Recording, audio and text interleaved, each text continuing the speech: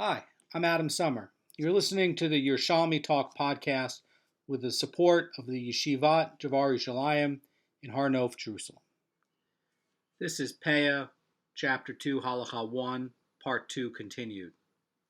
We're going to get into land divisions, and the sugya wants to follow up with how Joshua divided the land when the Jews entered Eretz Yisrael.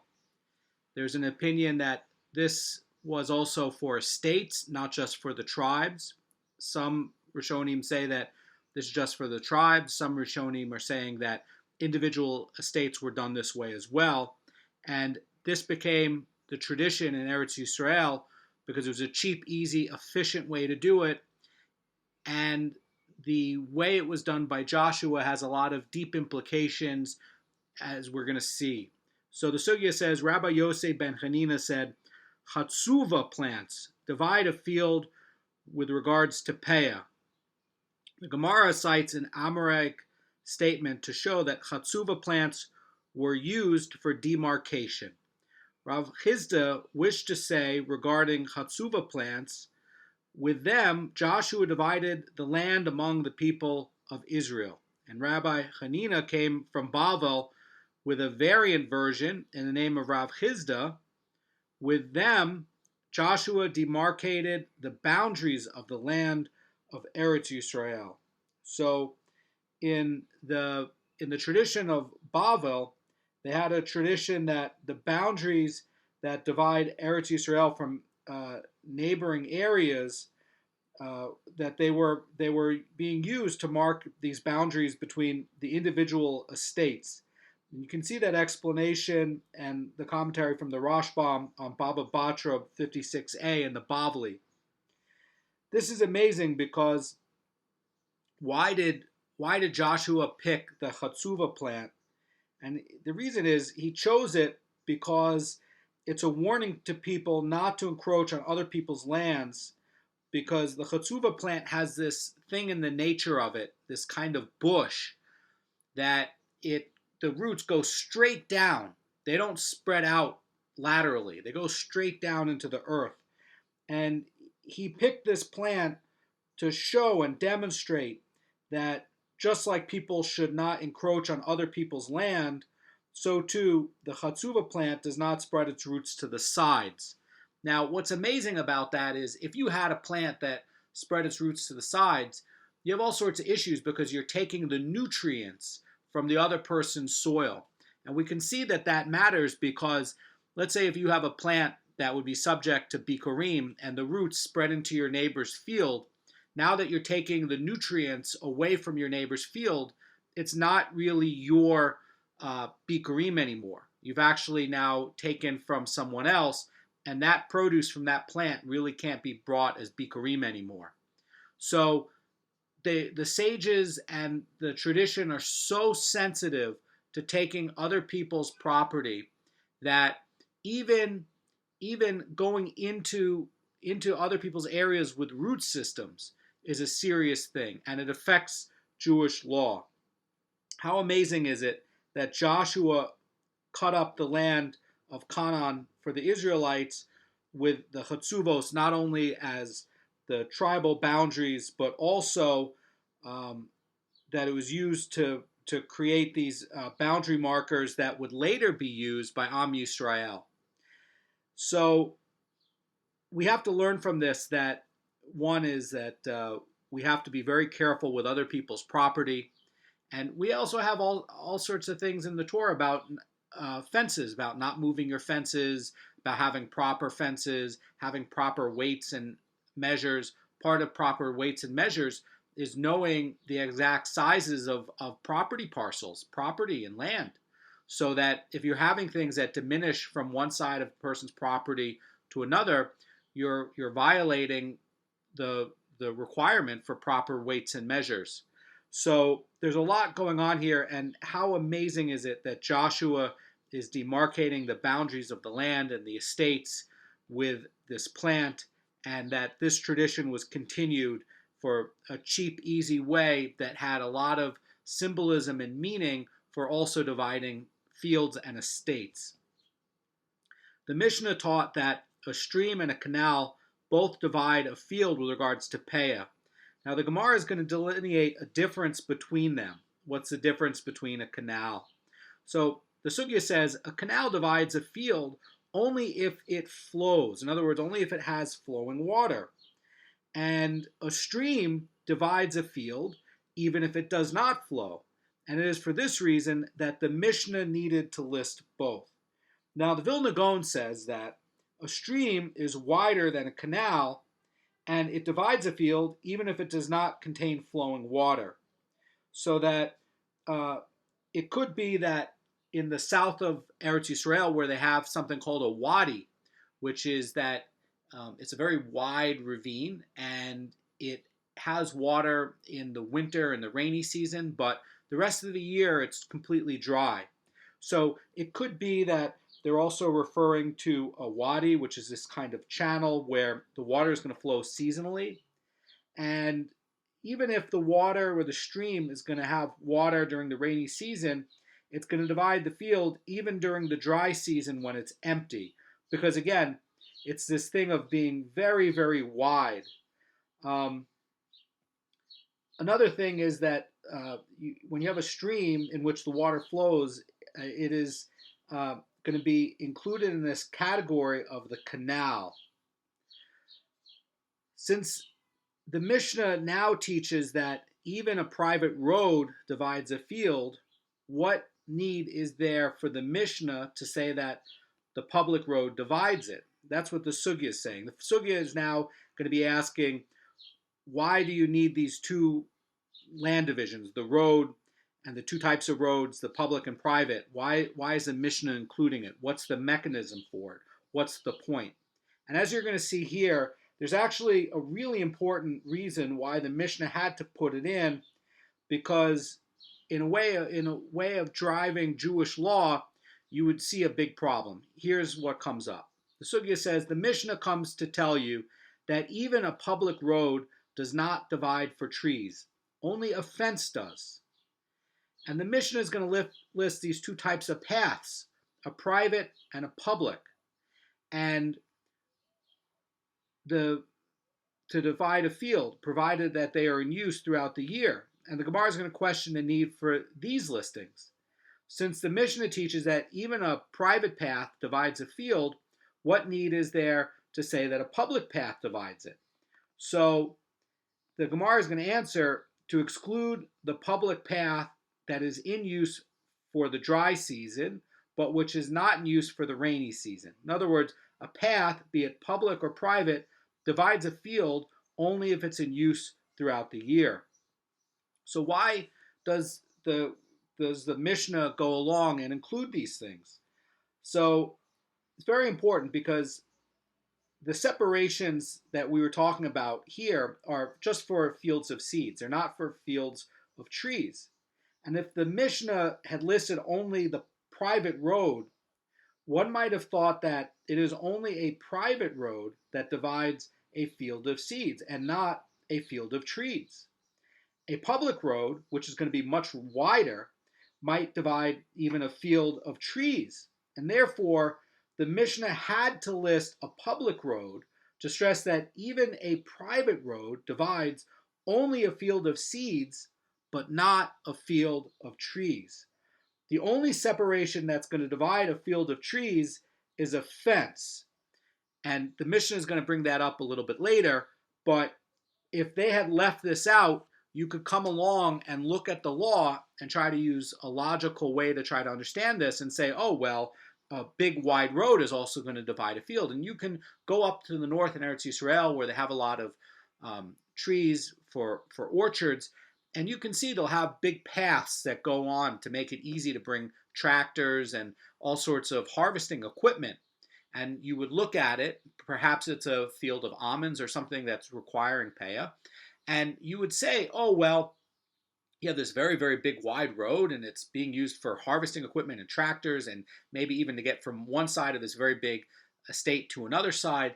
And you say, well, it must be two Peahs. But in fact, it's not. There has to be a fence. And if you didn't put this road in, you wouldn't know that. You would walk away and say, well, it's two instead of one. And it matters if it's 2 versus 1, because otherwise you're leaving 1/60th plus 1/60th instead of just 1/60th. In other words, it actually becomes 1/30th, which is a very large amount. And it really cuts into the amount of money that would be going to the farmer. And the Torah always has this principle that the Torah is always concerned for the money of Am Yisrael. And it's never going to be in a case where it's going to favor the poor or it's going to favor the rich. It's always got to be according to the law. And so it does matter whether it's 1 or 2 fields. And so we need this logical point in the Mishnah to know this tradition. And if it is not there, we're going to leave 2 peahs instead of 1 for the field of trees. So the rainy season, something to point out here from the Rosh on Baba Batra 55b to help explain this is that paths are different from roads in that they divide a field only if they are in use year-round. The Mishnah is going to list the public path along with the private path to make it clear that even a public path divides a field only if it's in use year-round. So the Mishnah is also going to list this private road to teach that it is treated as a road and that it divides a field even when it is not used throughout the year. So the Mishnah now is going to get into this concept of the bet rova. So the Mishnah states these divide a field with regards to peah, fallow land, plowed land, different species. And the sugya is going to talk about this opinion as to how large these separations must be in the land to divide the field. So the sugya says, Rav says, a fallow land and a plowed land must have the area of a bet rova. That's going to come out to 104.16 square amos. And the sugya says, but a strip with a different species divides a field even if it has the slightest width. Note that Rav here is preserving what comes up in Kalayim in chapter 2 with field divisions so that you don't have Kalayim. If you plant wheat next to barley without a division, a proper division, you're going to have problems with Kalayim. You're violating something in the Torah. So one of the ways to do it is that they can have a certain size strip that goes between the two, and they can plant another species with a lot of restrictions, but they can plant another species. So that's one thing that Rav is mentioning, something to make sure that there's a division that would be like that makes sure there's no Kalayim. And the other thing about the fallow land and the plowed land is that you could be using land itself to be creating this division, that maybe it's not seeded with anything at all. So something about the bet rova. The bet rova is this magical, amazing thing in Jewish law. Now, when you had the merchants selling farm seed, any kind of farm seed in Eretz Yisrael, it was always done with where you have this quarter calf of seeds, and a calf is going to come up with 24 eggs, and the rova is going to be the volume of 6 of these eggs.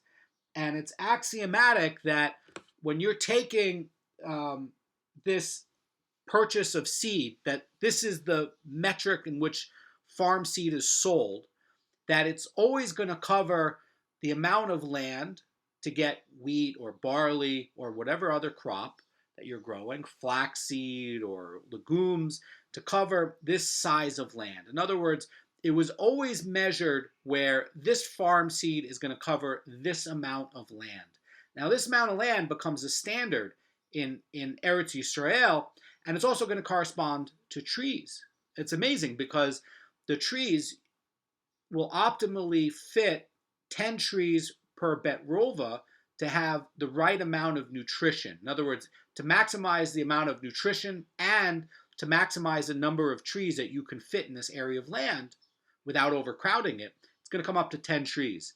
And also, this same area of land is going to correspond to this measurement of seed so that you can fully cover this area of land with seed. And it's amazing because this measurement is also going to correspond to measurements for challah and also measurements for the mikvah and lots of other things. So this becomes this standard weight for selling seeds, which you can find in Kalayim in chapter 2. And also you find for land measurements. Now, something to come up, the area necessary to cultivate rova is going to be 1/48 of 5,000, so it's going to come out to 104.16 amos. In other words, that in the Talmud, this 5,000 square amos is necessary to cultivate 2 seyas. That's going to be 48 rovas, and Rav here is saying that when you're splitting it out down to 1/48 of this, that this is going to be the area of the bet rova, and this strip that you can use, in this case being narrow, that this is going to be used to create this land division.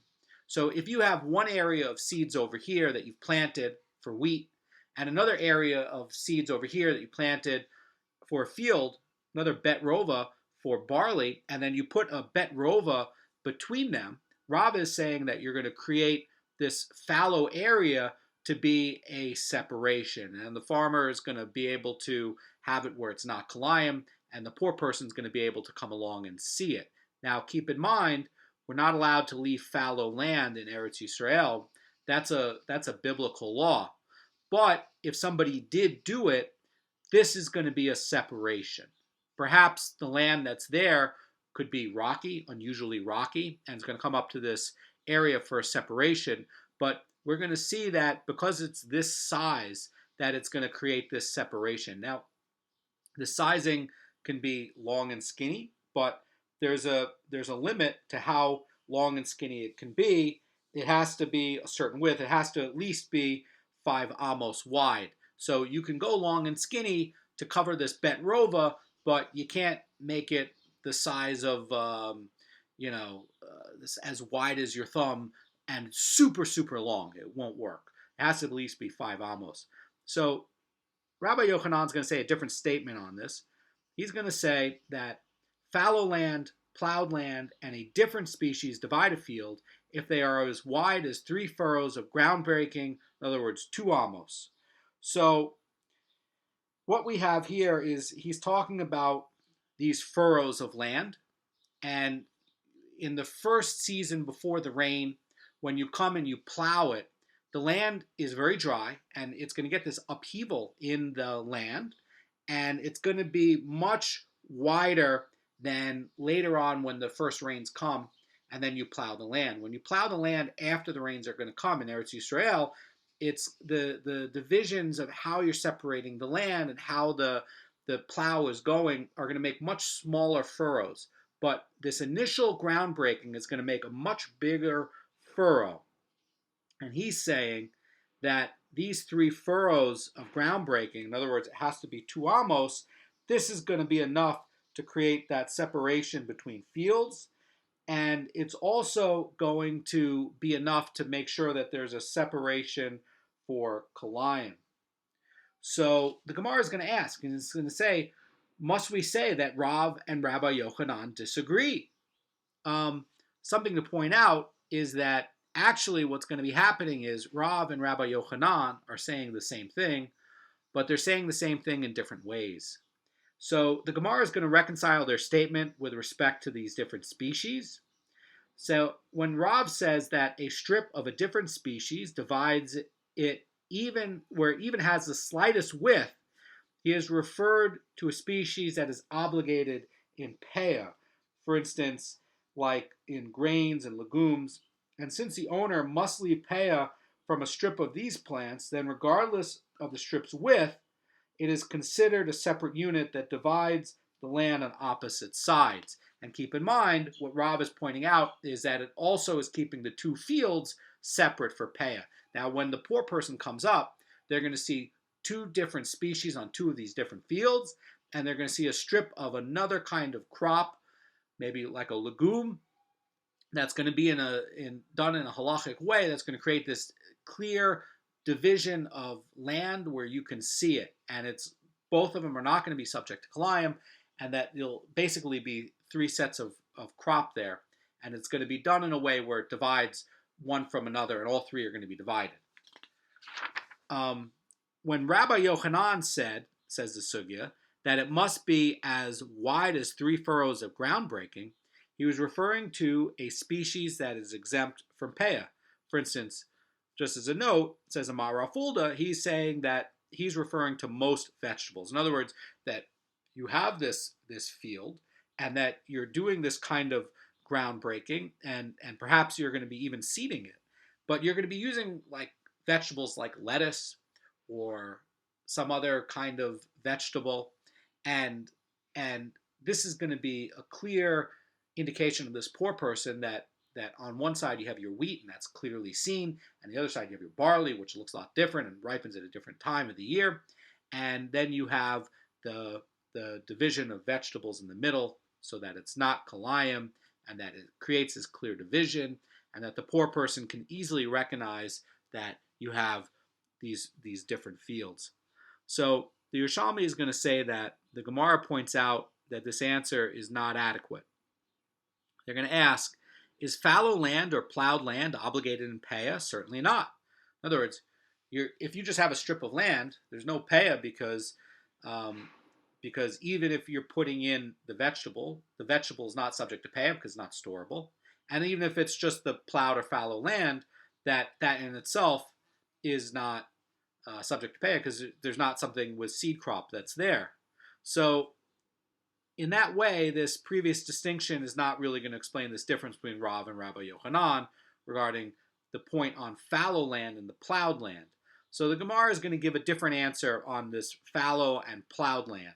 We had already established on the strip is easy to see, but what about when it's just this original plowing before the rains come, or land that you leave that's just a strip that has no cultivation on it whatsoever? Rav said that fallow or plowed land must have an area of a bet rova. We had just covered that, and that a strip of a different species need only have the slightest width. And he was referring to a separation of a field of an average size. Now, keep in mind that when Rav is talking about the plowed land, he's talking about it has to come up to a bet rova, this magical standard of agriculture in Eretz Yisrael and in Halacha, and that it has to at least be this size. Now, it can be long and skinny up to a point. There's a width that you can't go beyond, but it at least has to be a bet rova, and anything less is not going to divide it if it's fallowed or unplowed. And a strip of species that you can go with a smaller width, but that's going to be a visual distinction. Okay. Now they're trying to get at, well, what about this other visual distinction, the fallow or plowed land? So Rav is saying it's got to be a bet rova, and it's talking about this field of an average size. And the Yerushalmi continues, and he says that when Rabbi Yochanan said that each of these three separations must be as wide as 3 furrows of ground breaking, he was referring to a separation in a small field which measures 50 amos by 2 amos. And when you calculate out that measurement, Rabbi Yochanan and Rav are basically agreeing that a strip of unplowed land, or fallow land or plowed land, must occupy the area of a bet rova. In other words, it's got to come out to 104.16 square amos in order to divide the field. And the ruling is obviously inapplicable if the field itself is going to be less than a bet rova. So it seems that they're both saying the same thing, but they're only describing it from a different way to explain it. So that in the Gemara's answer, a strip of a different species needs only have the slightest width to divide an average field. And the question is going to arise, well, why in that case for a fallow or plowed land that you have to have this larger field for a separation? And one solution is that in general, a large field is going to require a wider division than a small field, and that you're also having this clear visual distinction of this other plant that's being put there in this clear strip so that it divides it. Um, and this practice is usually going to be reserved for smaller plots like gardens. You're not going to be doing this kind of thing on a larger agricultural scale where you're putting in this other kind of crop to split it. It's going to be really used for basically for people's gardens, okay? But for larger scale agriculture, nobody's going to go and plant in this long skinny row this field of vegetables to split it up, okay? That normally you're going to use a piece of fallow land or plowed land, and that when you make it long and skinny up to a certain width, that it's got to at least be a betrova, and that itself is going to be a visual distinction to show you one peah or two peah. And the Gemara now is going to get into this final part of the Mishnah, which states that if one harvests a strip of unripe grain in the middle of the field. Now, I just want to talk about this because this is going to come up with how the Omer offering works. Now, keep in mind that the Omer is basically going to be barley flour from the new crop, and that's going to be brought to the temple on the second day of Pesach. But until the Omer is offered, the new crop, the chadash, of any of the 5 types of grain, wheat, barley, spelt, oats, and rye, may not be eaten.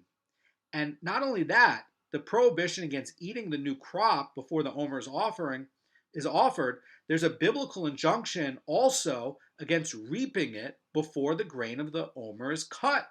In other words, the first cutting, Doraita, has to be cutting the Omer so that you can bring it to the temple on the second day of Pesach. And that means that everything that's going to be happening before is not going to count as reaping. Another thing about it is that everything that's going to happen after the Omer is going to have this category of reaping. So even before the barley for the Omer is reaped, one may harvest unripe grain to feed it to animals. Perhaps you have a shortage of hay and you have a big wheat field or a big barley field, and the grain is not 1/3 ripe yet. It doesn't qualify for the Omer, and you have to feed your animals. So you're allowed to go in and cut it because you're not using it for food. And even if it were 1/3 ripe, then you're going to have another set of issues. So in Halacha, in the Yerushalmi, there's always going to be an issue of this point where it's going to be before 1/3 ripe and after 1/3 ripe. And everything after 1/3 ripe is going to have another set of issues. Now you say, well, why would you be harvesting wheat if it's only 1/3 ripe? What's going on there? And there's other places in the sugya, in the Shas's, that talk about how this wheat that was 1/3 ripe could be used for medicinal purposes, or it was used as a spice to make food sour. And it was also used with this sort of like yogurt dip to add nutrition to this sort of yogurt dip that's mentioned in the Shas. And so there was a food use for it, there was a medicinal use, and there was also a spice use for it. And so that then would make it subject to peah because you're using it for food. You're not using it for animal food anymore. There's also cases where for olives when they're 1/3 ripe, or even grapes when they're 1/3 ripe, that they could be used to be making vinegars and things like that. And they're not being waited until you're using it later for like a wine, but you're using it for these like lower quality, I think it's called temet, where you're using these immature grapes and seeds and stems to make this this kind of vinegar that was used in Eretz Yisrael. So it did have a food use. So Rabbi Zera says, in the name of Rabbi Elazar, Rabbi Meir and Rabbi Yehuda both said the same thing. Just as Rabbi Meir in the Mishnah said that if one harvests a strip of unripe grain in the middle of a field and the harvested area divides the field, so would Rabbi Yehuda say that if one harvests a strip of unripe grain in the middle of a field, the harvested area divides the field. Rabbi Yehuda states elsewhere that the reaping of unripe grain after it has grown a third falls under the prohibition against harvesting the new crop before the barley of the omer is cut. Evidently, Rabbi Yehuda is maintaining that even the reaping of unripe grain after it's grown a third is quote unquote a harvest. If so, he would agree with Rabbi Meir, who holds that a harvest of such grain affects a division. In other words, that you're coming in and it has this food use now, it's reached more than a third growth. Now you're cutting this grain and harvesting it, and now this new harvest in the middle of the field is going to divide it into one field, two fields. Now you're going to be subjecting it to Peah. But if that it was before, in other words, before it was a third, and you're coming in, you're getting it so that you could feed it to your animals, that's not going to be subjecting it to Peah.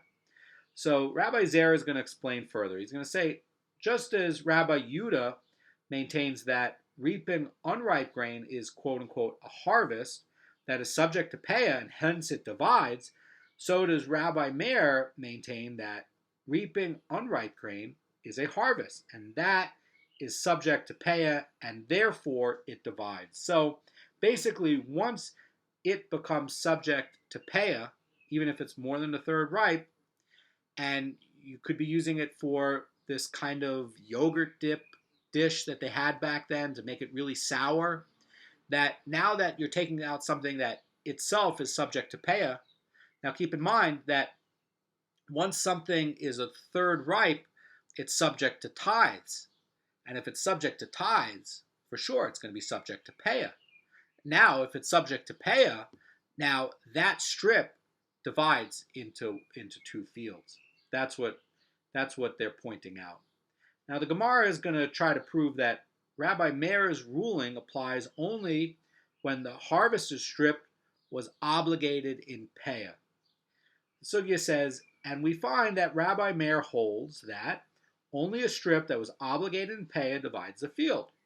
And the following Baraisa teaches, if locusts devoured a strip of unripe grain in the middle of the field, or ants severed it, or the wind or an animal broke it down, it is exempt from Peah because it was not harvested.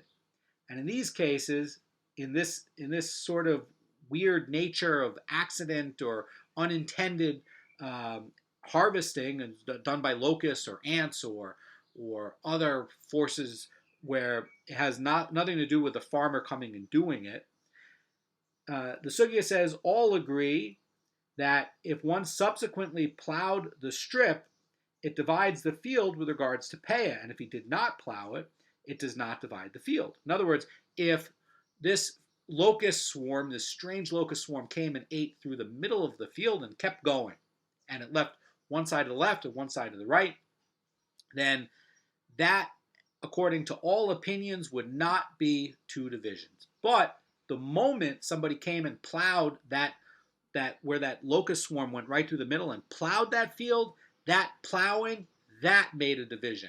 But that locust swarm that did it, did not. You could do the same thing. A wild bull comes and runs through this field of barley, and it makes a straight line going from one side to the other. That is not harvesting, and that does not divide it. But if you followed it to plow it after that bull went and plow down that row of barley, then you made a division. That plowing went and divided the field. So the Gemara is going to conclude this proof, and it says, who is the subject of the Bryce's expression, quote, all agree? Is it not Rabbi Meir who holds that if one harvests a strip of unripe grain, the strip divides the field? The Bryce teaches that where the grain was felled by natural causes, even Rabbi Meir says that since it was exempt from Peah, the strip fails to affect division, unless it was plowed. But if it was obligated to Peah, it affects the division even if it was not plowed. And thus we see that according to Rabbi Meir, the strip divides the field only if it was obligated in Peah. So the previous discussion is going to deal with Rabbi Yehuda's opinion that reaping unripe grain is a harvest. And the Gemara is going to cite the Mishnah where this opinion is recorded. As we learned in a Mishnah there, Rabbi Yehuda said, when may one harvest grain even though the barley of the Omer has not yet been reaped? Sugya says, when one begins harvesting the grain before it has reached a third of its growth. Now this statement is going to have implications, and here's what the Sugya says about it. It says, but if it had reached a third of its growth, one is prohibited to harvest it. And if one does harvest it, it is obligated in Peah. And something that is obligated in Peah divides a field. So let's get on to a clarification about Rabbi Zera. And at the start of the Sugya, Rabbi Zera said that Rabbi Meir agrees with Rabbi Yehuda. And here, Rabbi Zera is going to assert that Rabbi Meir accepts Rabbi Yehuda's leniency here. So Rabbi Zera holds that, just as Rabbi Yehuda holds that, if one began harvesting grain before it reached a third of its growth, then even if he continued after it reached a third, it is exempt from lechet, shchicha, and peah. And so does Rabbi Meir hold that if one began harvesting the grain before it reached a third, then even if he continued after it reached a third, it is exempt from lechet, shiurim, and peah. So the idea here is that consequently, in the case of a harvested strip, if he began harvesting it before the grain grew a third, and he continued after that point, in other words, maybe this field's very big and it took a few days to do it, Rabbi Meir would agree that it is not obligated in Peah and it does not divide a field.